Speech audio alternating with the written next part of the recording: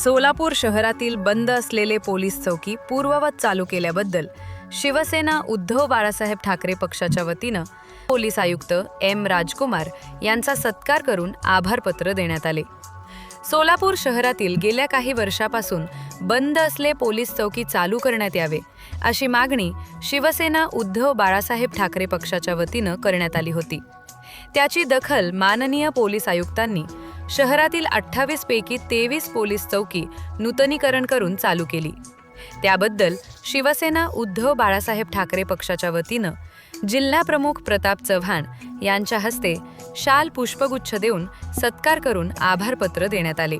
सदर प्रसंगी सहसंपर्क प्रमुख दत्तात्रय माने, बार्शी जिल्हा प्रमुख प्रवीण काकडे, महाराष्ट्र कामगार सेनेचे प्रदेश अध्यक्ष विष्णू कारंपुरी महाराज, उपशहर प्रमुख संदीप बेळकर आदी उपस्थित होते।